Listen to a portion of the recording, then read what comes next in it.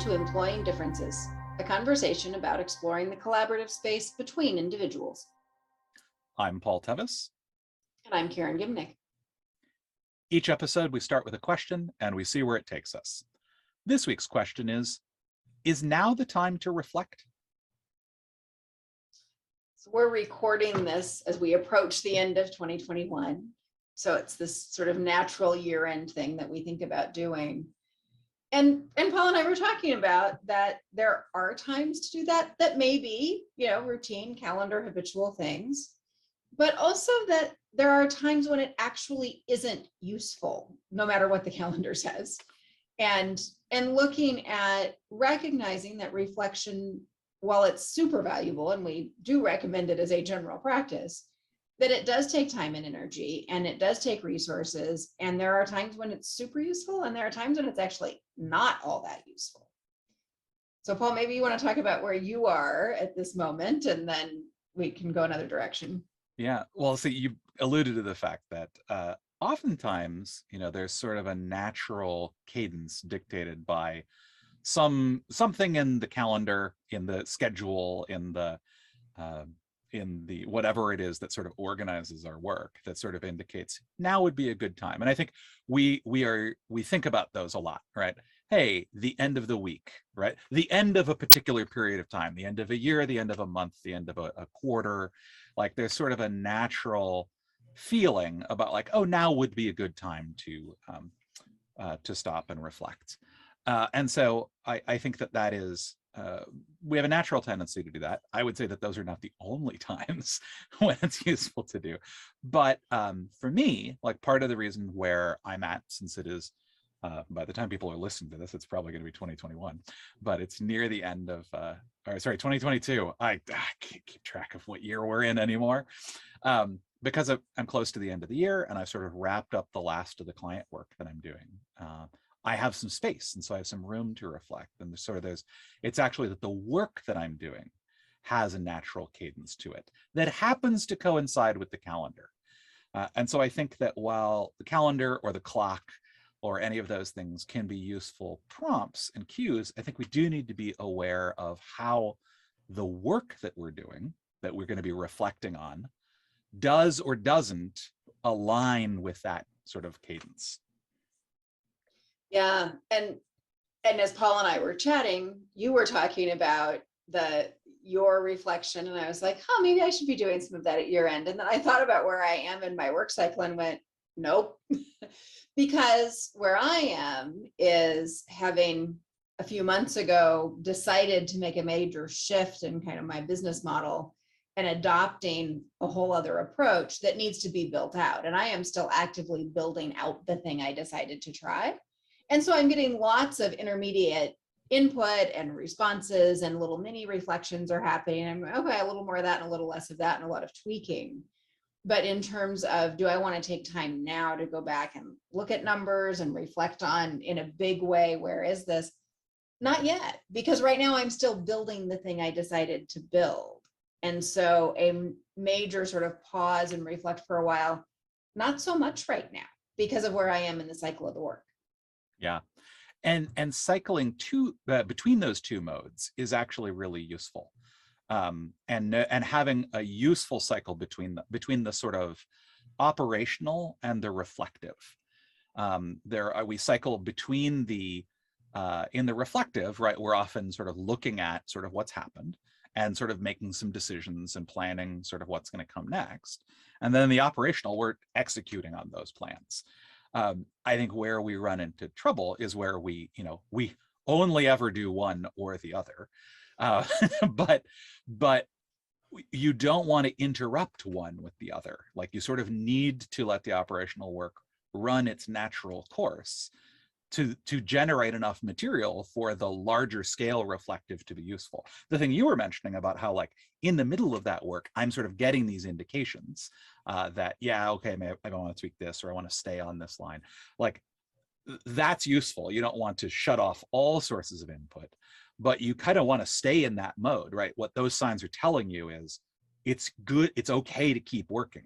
If I were seeing vastly different things, I might sort of interrupt that cycle and go, hold on, I need to back up and out. And I think that's what we've kind of talked on a number of occasions about before. But what you're seeing right now is, hey, I don't need to stop and do this reflective work because it is actually going the direction. I'm seeing signs that we're going the direction that I sort of established and wanted the last time I did that sort of big decision point. This is the way I wanted it to be going, and that, so I'm okay.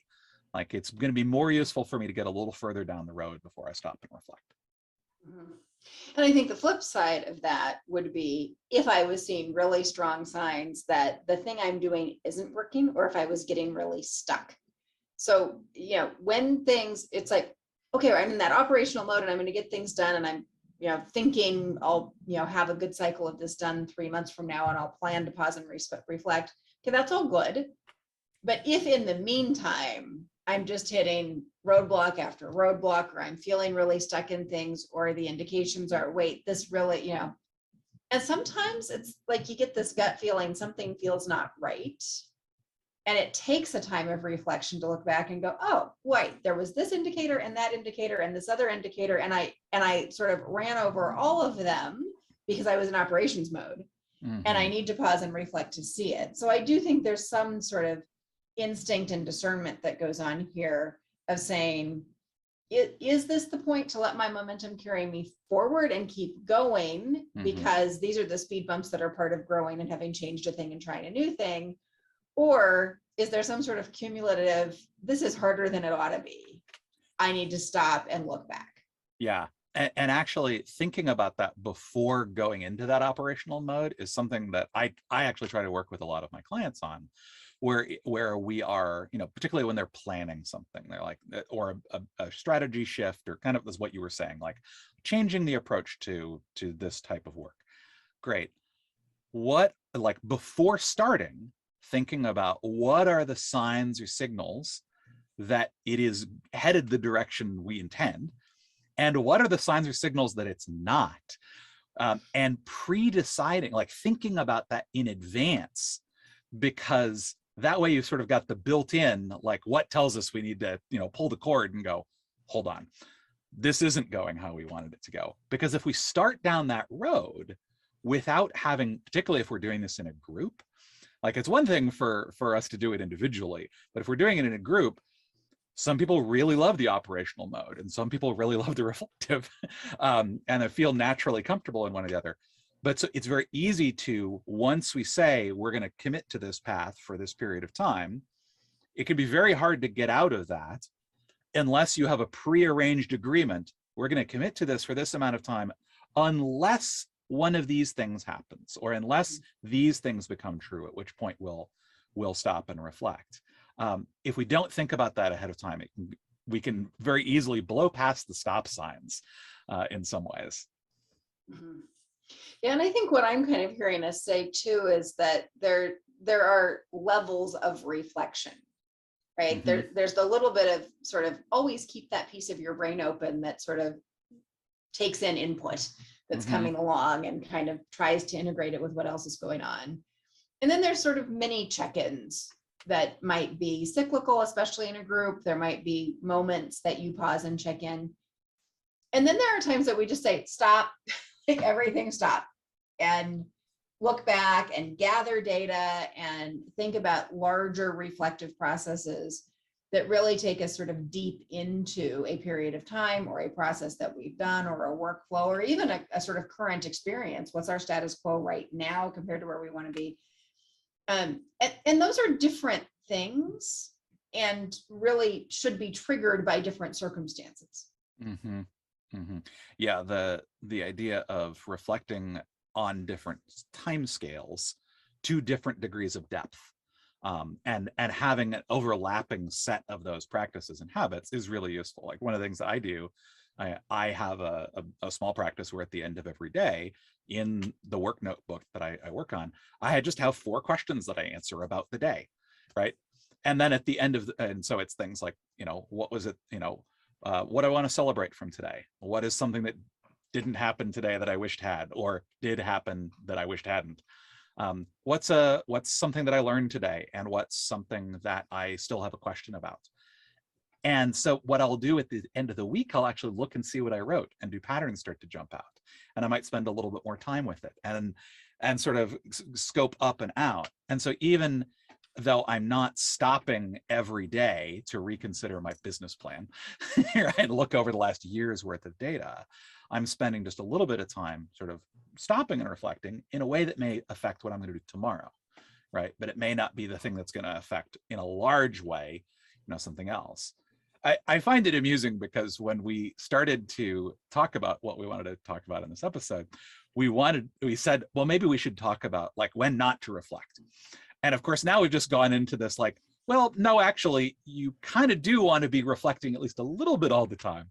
It's just that those bigger reflective periods need to be driven more by how things are going and what you're doing, rather than just, yeah, we always need to stop and reflect on a particular time cadence or something like that.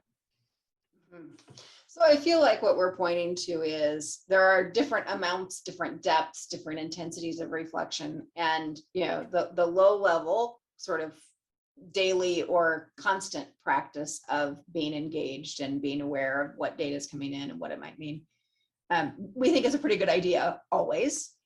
And then, maybe a little slightly deeper dive at certain markers or certain points, or in response to certain cues that we may have figured out in advance. These are things that would tell us we should slow down a little. And then some kind of cadence of a deeper dive. And whether that's a cadence of when we get to the end of the stage of a project, or if we have a calendar year or weekly or some kind of cycle that fits with that matches with that might be, or if just our gut is telling us something's not right, or maybe something bigger than our gut is telling us something's not right, something more evident. But when there's just this indicator of, I think I might be missing something, those are all things that would tell us it's time to take some time out and think about a way to do a deeper reflection. The last thing that I'll add into there, which is sort of all those things that you talked about, sort of point at, is that there's research that really shows that reflection is about learning, right? It's about what can we learn from what's happened. And we actually, particularly in groups, learn best at the ends of things, at the endings of certain things. Like our brains are sort of queued up to do that reflection and that drawing in and that lessons learned sort of thing. And so finding natural sort of endings, whether that be the ending of a day, the ending of a project, the ending of a chunk, a milestone piece, and then doing the reflection around that is often very, very useful. And also, when you get to the end of discovering that your plan was working, is kind of the other place there. So that's really, I think, kind of what we're pointing at, is looking for those spots where we're ready to actually learn something from reflecting on our experience. Yeah. Well, I think that's going to do it for us today. Until next time, I'm Karen Gimnig. And I'm Paul Tevis. This has been Employing Differences.